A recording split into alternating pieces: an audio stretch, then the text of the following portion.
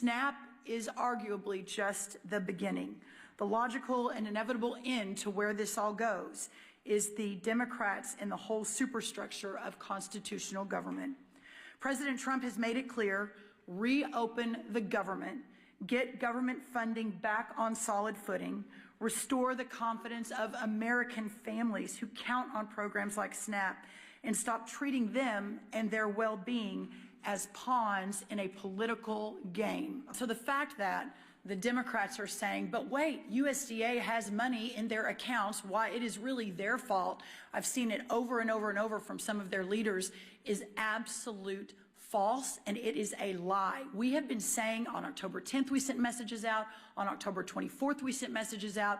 These benefits end on November 1st. Now, let me get down into a little bit of the details on that to better explain. So there is a contingency fund at USDA, but that contingency fund, by the way, doesn't even cover, I think, half of the $9.2 billion that would be required for November SNAP, but it is only allowed to flow if the underlying program is funded. It's called a contingency fund, and by law, contingency fund can only flow when the underlying fund is flowing. So, for example, if today the Democrats say, oh, never mind, sorry, we'll open the government, and SNAP flows, Hurricane Melissa or one of the hurricanes hits, that's the contingency fund that we would use to send more money into the vulnerable communities that are harmed by a specific event like a hurricane.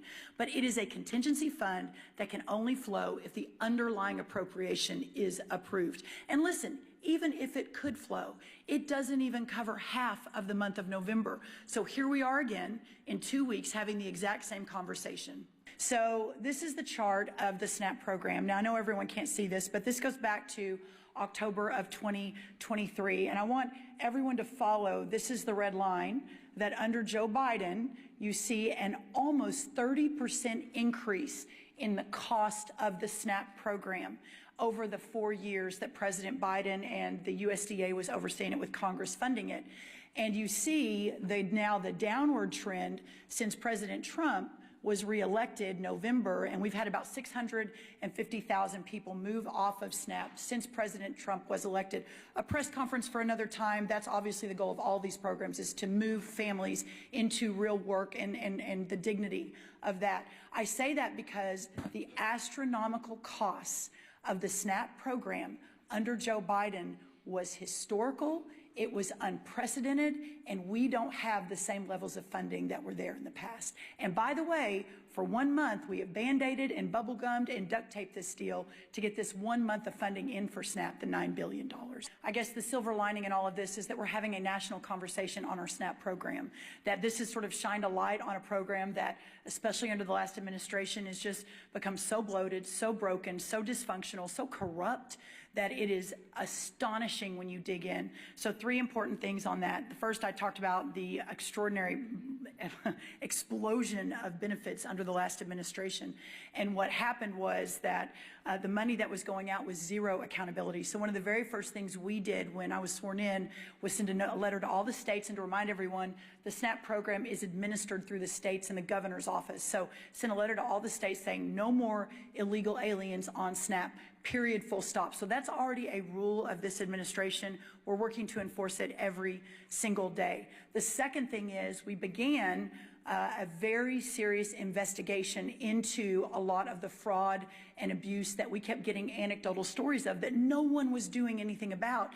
And so just in the last, I think, 6 months, we've had major dozens of arrests, people going to jail, fraudulent activity of 50 million here. One guy's registered for SNAP in 6 different states. I mean, it's one thing after another. So we are taking that extremely, extremely seriously, and we'll continue to do so. And then the third thing on this is that for the first time ever, we, the USDA, has asked the states for their data so that we can ensure that taxpayer dollars are being spent appropriately. Not surprisingly, all of the red states said, yes, please help us with this. We want to do the right thing. We want to make sure there's not all this corruption and fraud. By the way, two blue state-led governors also leaned in, Colorado and North Carolina, alongside every one of the red governors.